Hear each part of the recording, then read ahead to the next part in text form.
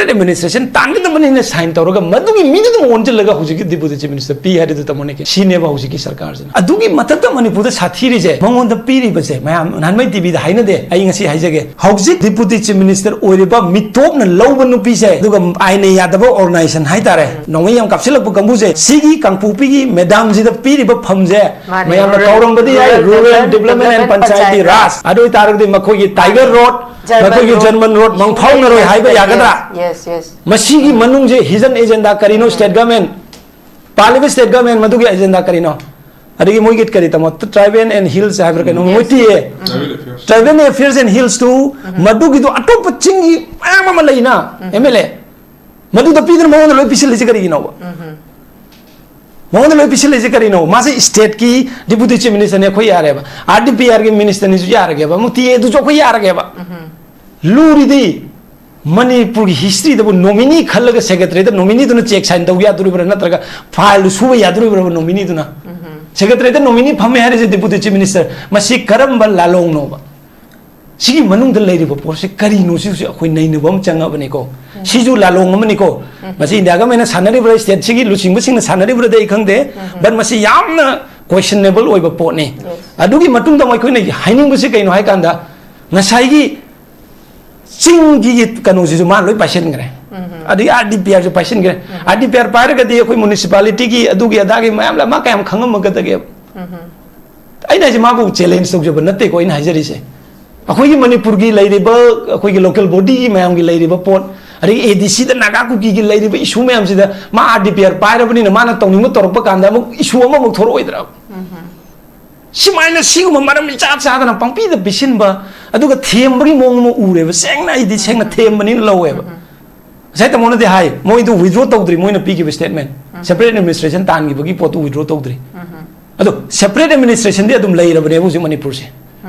mayam si hai hai duna yu mai thabi gnu but separate administration Manipur de lai re maram de karino amana kuki gi mantri na kuki gi yum da phamaga mai sasan tawba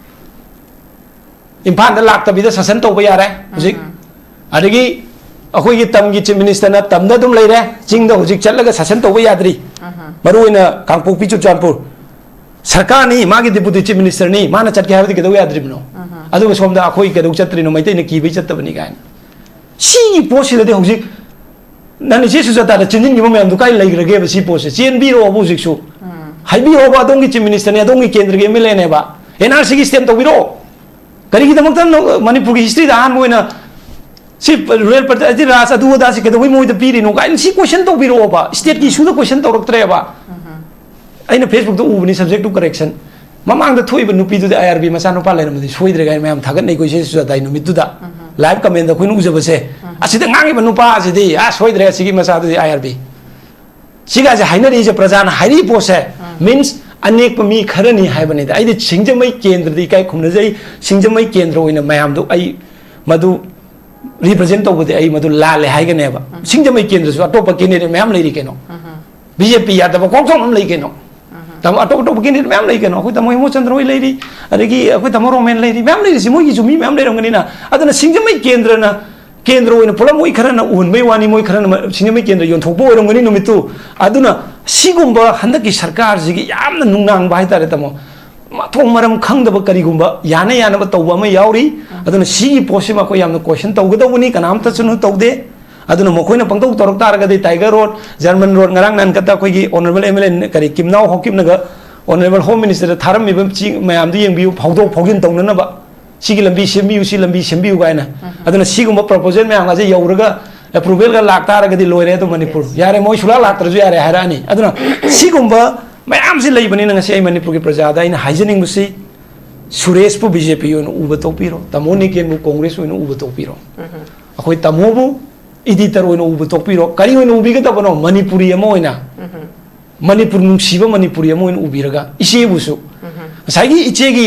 साइगी नोय तब emotional की मतंग दो याम थिने आई थमोय the fail तोय मरम दे आई इसादा थोकिबा problem लई साइगी अदुगुम्बा मतम दुदा इसे सुजता की मतम the Ming पंजरे को पंदबा यादबनी सिदि मरम दे अखोय पैनलिस्ट ओइना लाक्सबा अखोय दि हाइबेट सी हाइरुबगी दम तमाइना सु मेंजन लगता आरगदि डेमोक्रेसी की डेफिनेशन लैत्रे अखोय की राइट फ्रीडम ऑफ एक्सप्रेशन की कनो लैत्रे कम लैत्रे होय इसे की अदुगी वही बता फजबा फजदा that's another thing adu waina haijaning madi adugi matam duda Manipur ki praja kana lauraki ke tumin social media khara phongdok na loire ne Manipur nung siba je ki Facebook ta lai re ba yes sai chena hai ba ju nai tin thoroi kamai thok tu social media thok pudi Facebook ta thok pudi ai housing Manipur ki chali ba TV discussion da ngangi ba oja khara sin natana Manipur nung siba ji pangu rak tar bane ba civil society ki khara akhoi na masa dum khanga ba ari oja khara maru ba panelist khara Manipur nung si ba tare adugum khara dun Manipur nung siba natana praja da ki Manipur nung siba ji di selila nung siba ne hele Leila nung siba ne hele sei nung siba ne hele thabal nung siba ne hele aduna sigi mindset se praja sing da ki change tawdraba aduga sigumba nungai ba pama praja sing ji paisa khara piraga leigani khalliba candidate sing je thopi raktraba aduga andani Manipur shanti Suresh aina lakchani bong wafam si NRCC almost chatna gi haraga di chatna ba yarabani NRC chatna han ba ba si gi chatna han ge chatna loi si center gi makutta dum lairabani adumakpu masida kana na bona fide no kana na foreigner no khandok pa si dictation to buje gi state subject ne ba si laire adu sigi sil laire adu si punamak se khangna ojana su dum thambiri Logam thokpa responsible person singsina kari marangi damakta hojik laiba census si tawdringai si naksalakdringa me mamangdagi sigi pressure si lairabaneba just hojikti 11 hour neba almost haurani keno tawrani habagi phibam si laira kansi da koi khangem da laira kandani me amna lauri se aduduna aina koigi ai now the laksaningi si ngasai state government na aduga amadi akoi India government na akoi Manipur gi NRC gi matang sida makoi interest leitriba si kari si behind kari leiram gani habagi thajaba chingna ba kamai lei Suresh sang tham okay ai thamsage anumakta da ngasigi thorum sebu miyang tabiriba Manipur gi praja khwai khudimak pu kai kuno butcheri dogani subada ai ngasi pamin jeriba ai bu guide to biba ngamba ai amba tamone ken amadi koi tamo editor busu kai kuno butcheri amadi chebu a very good evening hai tar hojik ai hangi bu wahangdu gi pakhum oina kitang ai minute tare ni pan ka logjege maramdi issue si amna sensitive oiba issue ne but luri basi kari no haiba kanda ngasi ai khoida nari ba laina ama masi pale ba sarkar sina kau thoaga maida powder tharaga hakchang manung dana cancer na bagi mohongda koilas thabane na lurakpa aduga chahi tara gi matungda ai khoigi tungi future generation sigi lambi di sembi ta bai tare maram di kari gino haiba kanda NRC ta howda bai ba se akhui gi tungi haurak liba future generation destroy to bu chap mane Manipur haiba Manipur se matam kharagi matungda kari oirakani haiba da mitopna aduguma masing yam lakpa yumdang mana kaina haiba gi portu lakadori bane aduna ngasi aina appeal to jening bu se kari no haiba kanda as a citizen of Manipur hai tare Manipur gi nagarik ama oina Manipur gi yelhomi ama oina aina haijening bu se vote to BJP and Congress BJP gi nate Congress gi wan tabada hojik mayamna hainariba civil society organization kayana lauriba NRC need to be done before census haiba adigi ngarang han khakta da koi ojabi mol na mars ki tang 13 da oiramgani thengsu thengna yes a thengba uchekti haina budi leibani nauri chai haiba yaw thengbu uchekti nauri chai haiba musu lei ko phajada londi oirani adu bu khidang yaw thengbra na khanjai egi wakhanda NRC gi port sidi masidi yam sang laba masi togudabani foreigner khandokadobani illegal immigrants sing khandokhraga ai khoi bona fide Indian citizen amoina ai khoi gi masing yamjadaba yellomi sing se protect tongnabagi damakta ne ba khune NRC hairis sigi port si handak ojabi mon thengsu thengna gyan lakpi dana vote mana kirade ai khangjadre ko election mana ki osu ai haidi akhoi oja bimol na thengasu thengna budi haibiri ko masi oja bimol ngak gi responsibility no ai adu sulak ai adu ai na sa haijagre Congress BJP gi wana te masida responsible oiba singdo mi singdo ne ba ina hojik haijara kador bis matang matang hairak kai tare ai ojabi mol hekta hana palle hana gi ojabi mol da palle bini Suresh te khalam bu sui ai mayamna adon hojik chi ai laksage akoina asai gi akoi tamoi ditana habi khibado si kanu census ai national port ne national interest ne aduna union government tawgi harga dinam fuda dum tawgi ne si bandi 100% masi akoi loina mag yamin na se adubu masi tawdringai da अखोई मणिपुर लेरिबे issue से मरमदी we are not like Maharashtrian we are not like New Delhi की कंबू अखोई मानब नते UP the लेबे सिंग अखोई मानरोय मणिपुर हौजिक लेरिबे इशूज साइगी ममांगी सरकार से सिदा पलक्तुनी को ममांगी सरकार Nongthombam Biren honourable former chief minister पलक्पसिदा मयाम नुंगाइतबसु लेगनी बट अइना पंदबा यादबा मणिपुर मतम कुइना फुमजिलगा लेरकपा नाई चारबा पोखाइगदगी ngairamaबा कैंसर की लास्ट स्टेज की फिल्म द लेरंबा मणिपुर ने सिगी पोर्ट की लाइना की क्वाइदगी मरुओइबा लायोंग सि करिनो हाइबा कांदा इलीगल इमिग्रेंट्स ने कनाना मसी वही से हाइरगा मणिपुर की मियामदा अखोइदा ngasi नारिबा लाइना से इलीगल इमिग्रेंट को हाइबा से कनान हाइ सिदनी former chief minister Shri N Biren पलक्तुइस माननेबा हाइरिस मयामना का लौनद्रिङेदा आई पंजरके सेप्टेम्बर की तांग मपन 2019 दा एनआरसी सतनगदबनी अमदी आइना यूनियन गवर्नमेंट दा अप्रोच तौगनी हाइबसे सेप्टेम्बर की तांग मपन 2019 हेक सरकार पाइरब चाही अनी की मतुंगदा former chief minister Shri N Biren लौथोकपने सी as a chief minister of Manipur हाइरिबनी को अदुमाइन तौदना मथंग मथंग लाकांदा कोई स्टेट तमोन से खंगबीरे अखोई कनो मणिपुर लेजिस्लेटिव असेंबली द रिजोल्यूशन अनीरक लौग्रे अहानब रिजोल्यूशन दुना आइना सुम खंजबद अगस्त की तांग मंगा 2022 अदगी अनी सुब रिजोल्यूशन वेरी अनफॉर्चुनेट हाइतारे अमरोमदा करिगिनो हाइकांदा अगस्त की मंगा 2022 द लौखिबा एनआरसी इंप्लीमेंट तौगदबनी हाइबा रिजोल्यूशन दु अमुक हन्ना मदुगी दु अमुक रिजोल्यूशन अमा लौरगा हेना सेंटर द तक्सिननबगी दमक रिजोल्यूशन अमा अमुक मार्च की date 1 2024 subject to correction maduda resolution loba kanda congress ki mla khara walk out to I don't know the reason why maram di kari no khangodre numitu gi di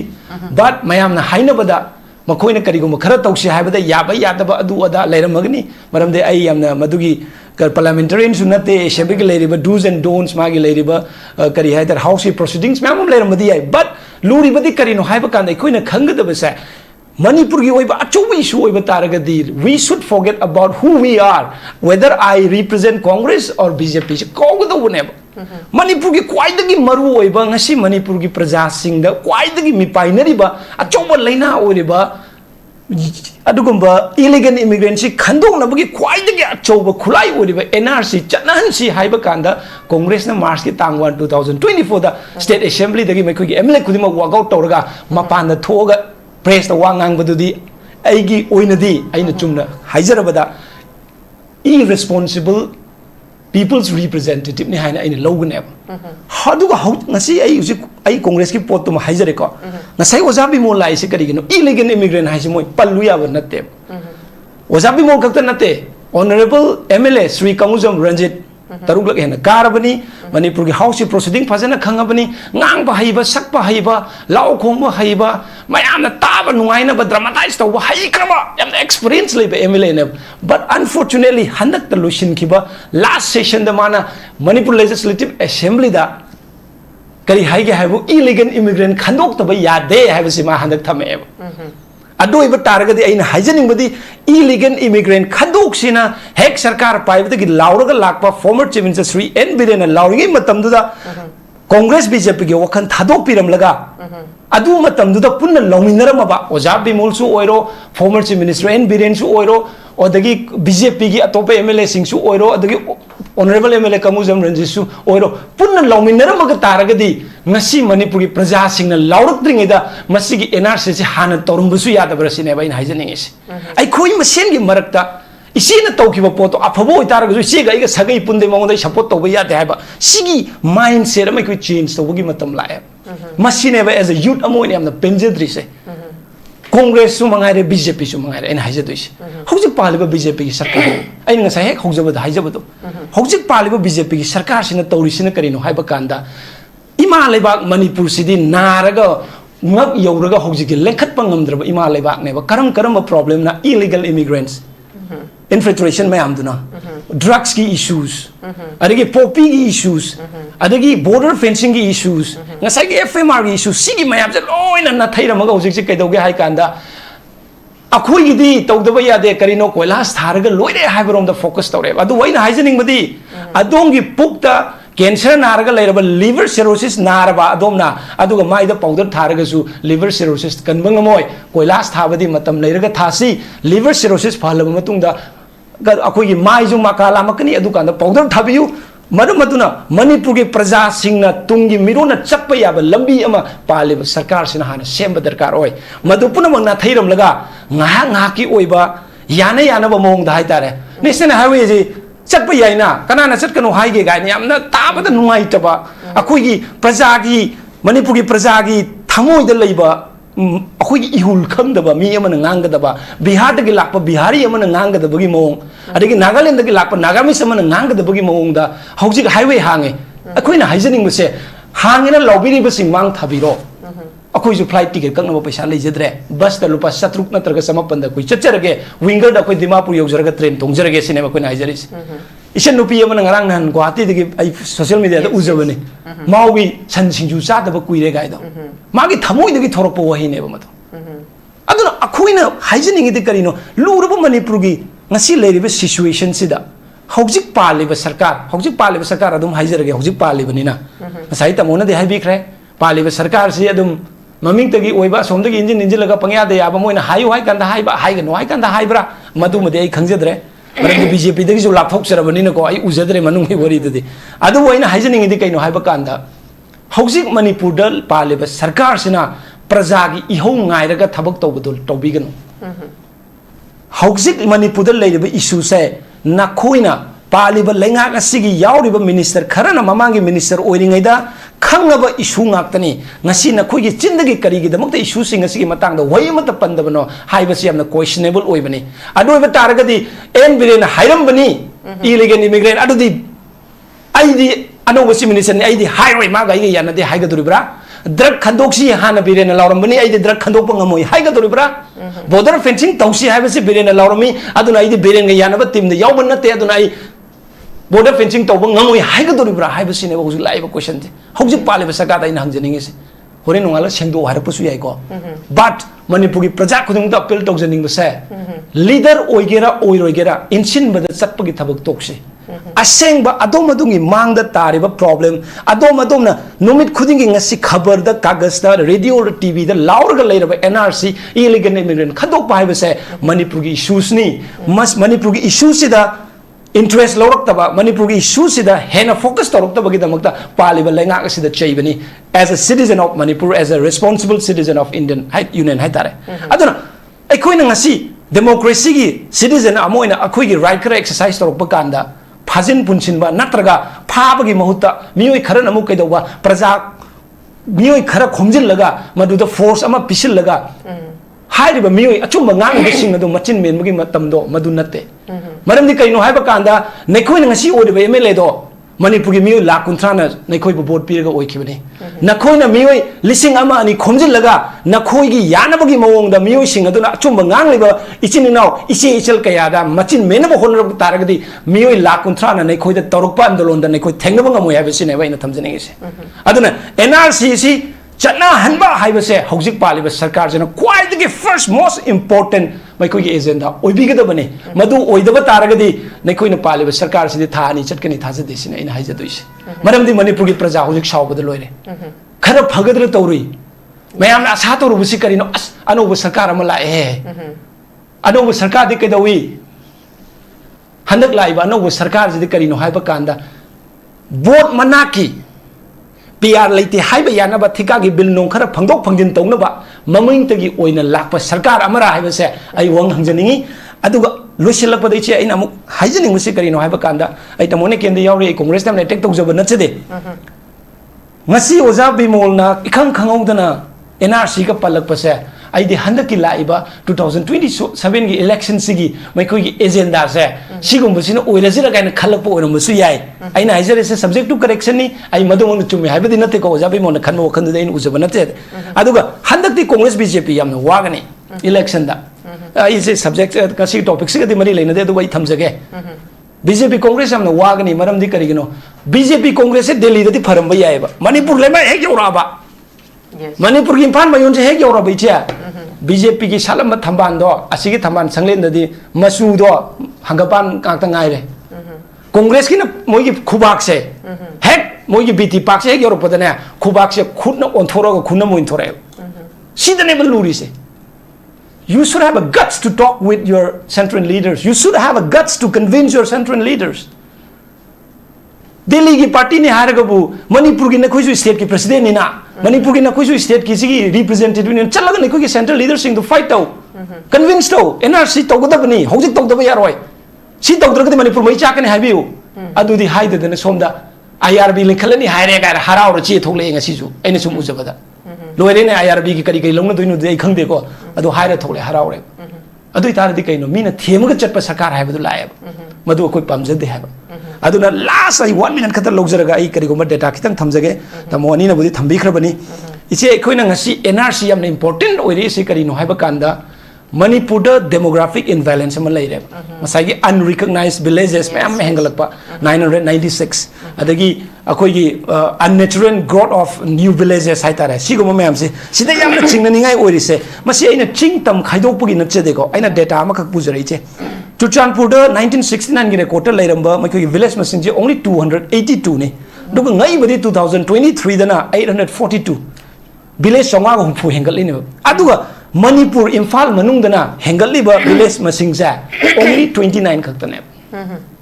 सिमा अदुगा म कांगपोकपिदना 1969 the 179 नेरमगा 2023 the 721 नेबा हेंगली से village मसिंग से पुनः सोंगा गनि फुनि तो हेंगलकपा Imphal Manu ma'am Imphal क्रिक क्रिक चले हाइसे ददी अजे अनोब खुंदु थोरकतेबा कुमपन दे हेना चै 1969 दगिन ngasi बावदा हाइतारे अदगी चांदेन दना मग 164 लेरमदगी 460 हेंगले चनी गमोदा तरु हेंगले टेंगनोपन 68 लेरमदगी 326 यौरागा चनी यंखैनि पान हेंगले सिकरी गिनो सी आइडेंटिफाई तो बम चंगे मसिगी रीजन जे करी नोइस मसी कनाना हौरमेबा सिदम बिरेन पल्ले न हायरनि बिरेन की चमचानी बिरेन की हुइनाउनी थोले हम हाइदुने बट आइना हाइनिंग बदी अचुम तौब मीदुगी पन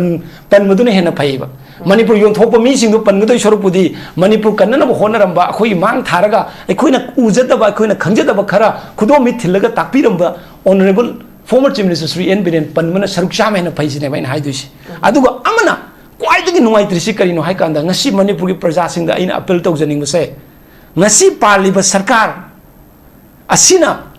मणिपुर अखोइबु कनखिबा मोरेदा चलगा वैली की प्रजासिंगबु कनखिबा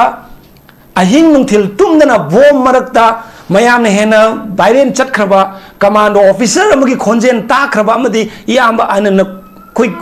थवाइना पोंथा पीखरबा अदुगुमबा मणिपुर की पुलिस ऑफिसर मयाम अमदी कमांडो की ऑफिसर मयाम कमांडो की प्रेसिडेंट मयाम मणिपुर की आईआरबी पुनमक से ngasi की पालिबा सरकार सिना इखंग खंगौदना मणिपुर कनरुबगी र खंदे विक्टिमाइज तौबा पोस्टिंग तौबा कांद सेरान तुरान तौबा खरदी यावरी मसिदे प्रजासिंगना खंगबा मतम ओइरबनी ngasi मणिपुर असिदा अखोई मैतै अखोइना सोउद्रिबा नत्रगा वैली द लेरिबा इंडिजिनस अखोइना सोउद्रिबा अमर खरदी सोइसे सोक्ते हाबदी नते बट अखोइदा याम साथीना मदुगी चैथेंग फंगौद्रिबा असो अपन अतोगी मति कैजुअलिटी वांग खिद्रिबगी मरम से करिनो हाइबा कांदा खुट्टा सैदु पाइरगा ngaखिबा अदुगुम मसा मसाना मणिपुर ngaक्तबा यादेना थोरखिबा अदुगुम विलेज वॉलंटियर मैम तोंगान तोंगान ऑर्गेनाइजेशन लेख्रे नौना थोरकपा ngaक्तनी करिगिनो मणिपुर कंदबा यादे आइगी युम कंदबा यादेना पाइरंबा उटुप थांगतुप नत्रगा चैतुप तो पाइरगा थोकसरकपनेबा सोमदगी कापथरिबसिना करिनो हाइबा कांदा अपामा मखंगी कुचु कलाई सोफिस्टिकेटेड विपन मयाम पाइरगा मदुगी कापथरकपा कांदा अखोइसे नुमिर Homi खक्तंग hide बैसिने now ma'am हौरमद्रबा नत्रगा लेरिबा Manipur की पुलिस पर्सनल सिंग असिना मदो प्रजा सोकपा यादे हाइना मैखोइना डिफेंस तौबिरमद्रबा मणिपुर से अखोई वैली जे नाना तुमुनबसु यारे नुमि मरी मंगानिदा मदु मयाम कनखिबा मदुगी होनखिबा पुलिस ऑफिसर मयाम विक्टिमाइज तौरकपसे हंदा मसिदे आई मणिपुरी मोइने आमना थमोइसंग नुवाइजदे करी नुवाइतबा लेबनो हाइबसे आई हंगनिंगे अदुगा अमना मणिपुर कनखिबा उतुप पाइखिबा चैतुप पाइखिबा इचिनाउ सिंग अदो मिटोप नते Manipuri ngaktani aduna manipuri sing aduna manipuri kanna honnabada lawkhiba thogdang ado paliba lenga asina masak khangbibam thui maduna madu khangdaba taragadi tasengna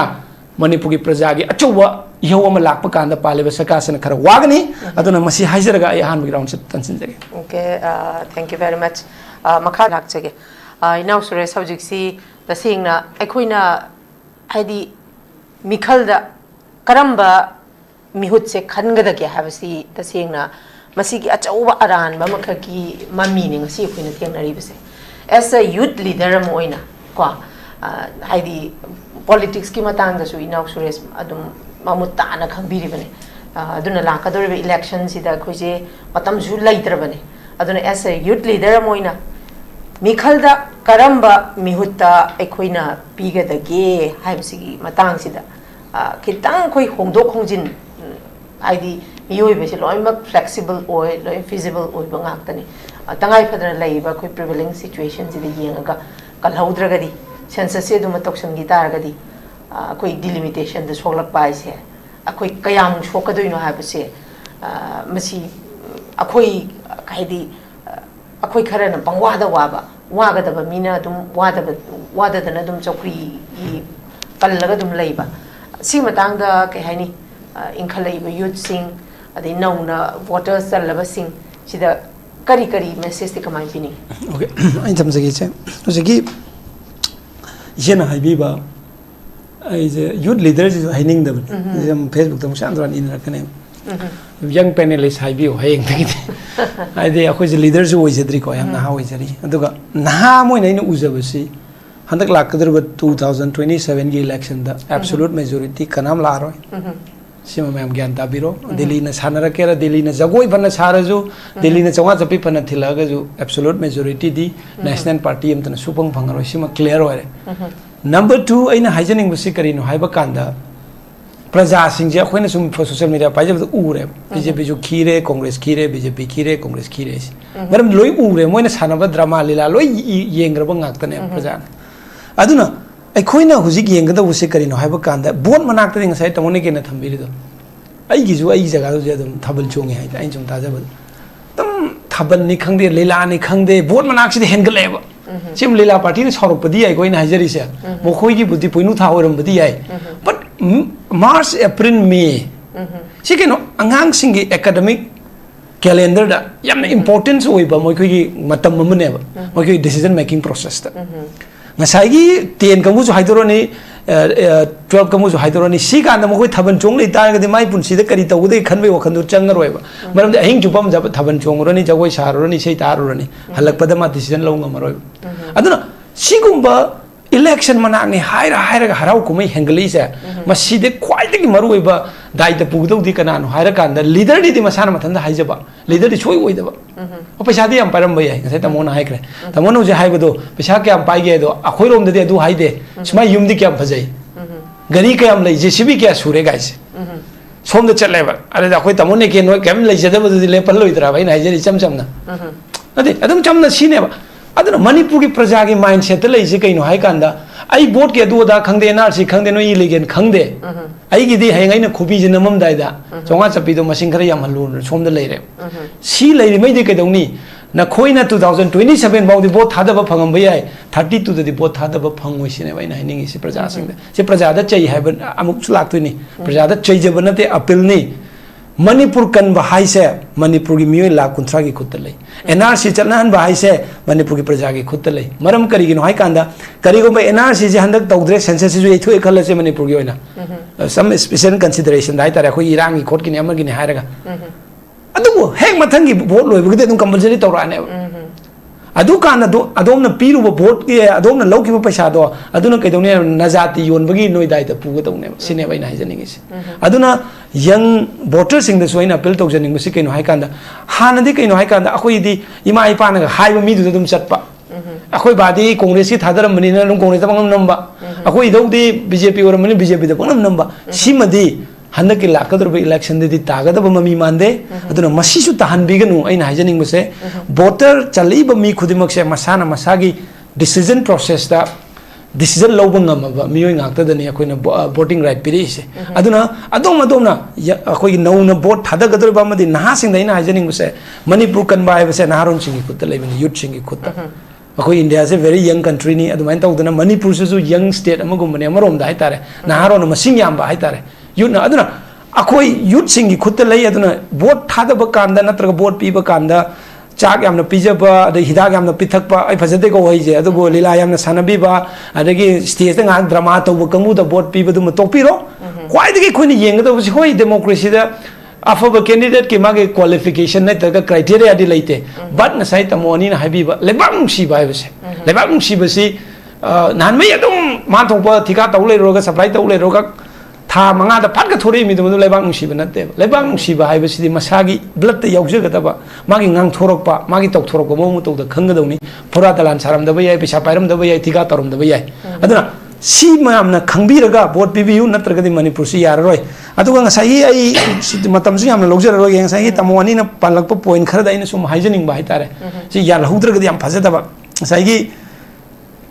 illegal arm group kana ai tamone ke na haibado ai madu kakpadi nachete ko illegal arm group ngasai ojabi mo na haibado ai di madu self contradictory male magi statement do congress na uragadi chawgani amaromda marandi keno illegal arm group haitaragadi illegal arm group si Manipur do je koine khangi kana no su tong doni kambu sune man ma de la ko kambu dune su tong mi du kana no matam amangi former chief minister Sri Okromi bo matam torom ne aduna adugi poto mak khuje mak focus tawji madu khantok no honna je ga hairak pa madu action tawji ga hairak pasi masidi ta sengna congress ki leader amana ngang magi statement do congress ki mp amana kakpra haina swaina khan bane ainu ujabani ko in haijari se adagi amanga sai 1951 1961 ki se sidani am maru oi ba wa ma palak tu 1951 1961 ki akoi ki kano se akoi base year se mam oina problem lai haire sigi problem sidane akoi na kauram badi ai Churchandpur da 2017 ki election mamang da chahi ani more than 600 days Churchandpur da MLA amata khongda bangum ki tabase kana gi matam da no madu khongda raga Churchandpur da development work taw hogris mam ningsing be Churchandpur da miyoi kya no shibagi matang da base gi matang da Manipur People's Appropriate Bill gi matang da subject to correction 2000 adu gi 2015 da gi na 17 vong ni ko lai do sahi ani he na MLA amata na Churchandpur da chenga wangang ngamde chatpa ngamde ba kanda madu gi port 2017 da former chief minister N Biren na hek sarkar pairapang madu yasin na ba poraga development work hokre ne si Biren thagat panate Biren thagal ler ka ne si mayek ne na sai gi laidam ba problem the shop tori ne akoi bu kanogi mamangi sarkar ama haina si United Naga Council na karak no economic blockade to kisibo 130 days 100 days ma'am to ki si ga se loina mak solution la ga ching ma jing tam gi marak ta leiba madu gi khena ba ga loina bridge tora ba matung da koi gi administration je yam fajana tawrak pa kanda honorable former chief minister na sai gi koi kari hai tare Manipur gi leiba issue mayam si ma di tongan ba social activities mayam tawrak pa de press ta leirak pani loina ta moina khangi sumaina loina khang ba hai tare ground reality mayam se aduna illegal gi post mana puthorak pa ne aduna illegal gi post puthorak pa saurijen gana no illegal kangbu ne aduna illegal na back tawba MLA khara duna separate administration tang da mani na sign tawraga madugi mi da onje laga huji ki deputy chief minister p hade da tamone ken sine ba huji ki sarkar jana adugi matak da Manipur da sathiri je mangon da piri ba je mayam nanmai tv da haina de ai ngasi haijage hauji deputy chief minister oiriba mitop na lawba nu pi je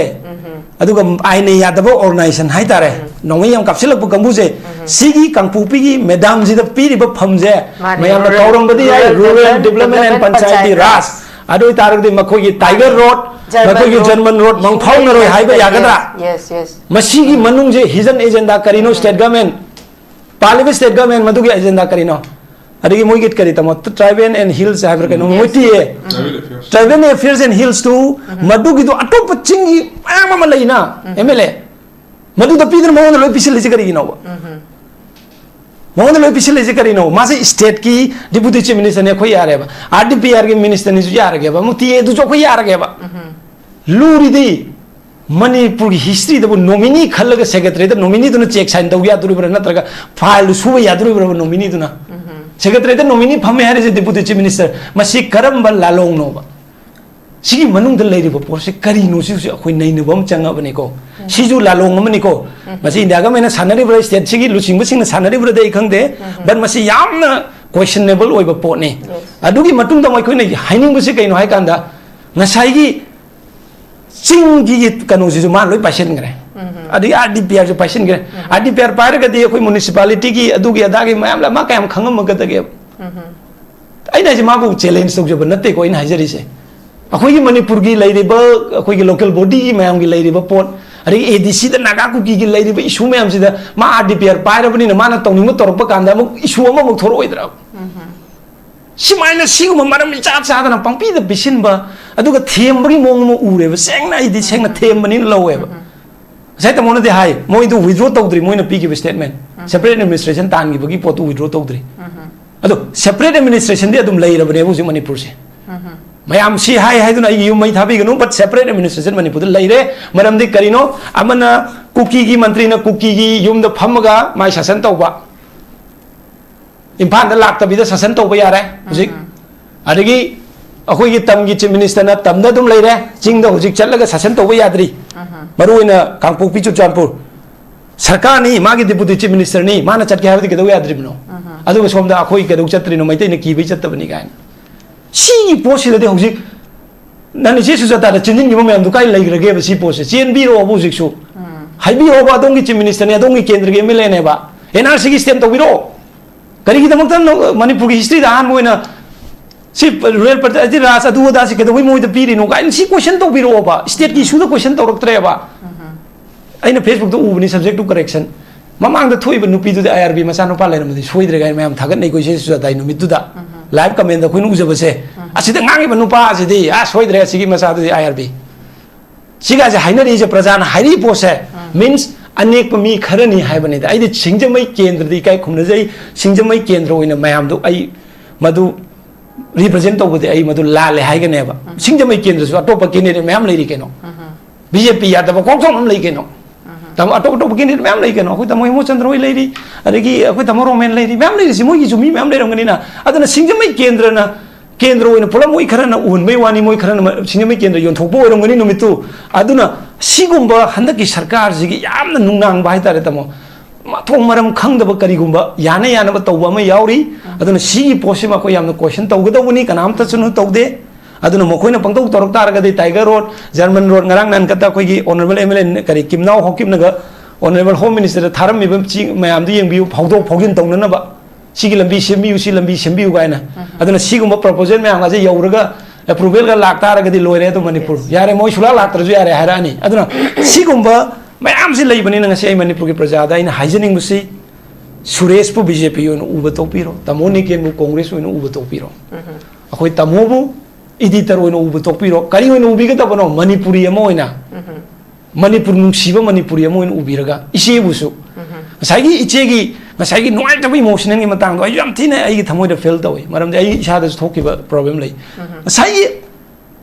adu gumba matam du da ise sujata gi matam da ming panjare ko panda ba yada bani sidi maram de akhoi panelist oina laksaba akhoi di habit si hairu gi dam ta maina sum menjin lakta ara gi democracy gi definition leitre akhoi gi right freedom of expression gi kanu leitre kam leitre ba hoi ise gi adu gi wahi wata phajaba that's another thing adu waina hygienic madi adu gi matam du da manipur ki praja kana laurki gi tumin social media khara phongdok na loire ne manipur nungsiba je ki facebook ta leire ba yes sai chena hai ba ju 19 thoroi kamai thok tu social media thok pudi facebook ta thok pudi ai housing manipur gi chatliba tv discussion da ngangi ba oja khara sin natana manipur nungsiba ji pangu uraktar bane ba civil society ki khara akoina masa dum khanga ba ari oja khara maru oi ba panelist khara manipur nungsi je bai tare adu gum khara dun manipur nungsiba natana praja da gi manipur nungsiba ji di selila nungsiba ne hele lela nungsiba ne hele sei nungsiba ne hele thabal nungsiba ne hele aduna sigi mindset se praja sing da gi change tawdraba aduga sigumba nungaiba pama praja sing asi paisa khara piraga leigani khalliba candidate sing je thopi raktraba aduga andane manipur shanti laktu political ideology khena bagini ideology duga mana tawi duga khena rakpadagi will du laktamne ha party amantagi political ideology da namana ban nungsiganu nangi pocket da hapi haidam aduna political ideology jedi makoina pizaba excuse ne amale ban nungsiba haitaba leader sing do makoina pizaba excuse ni any political party way y x political ideology da mamale ban nungsiba yawni makoina nungsijada bani pocket nungsibane yana sumaina last thamjage okay thank you very much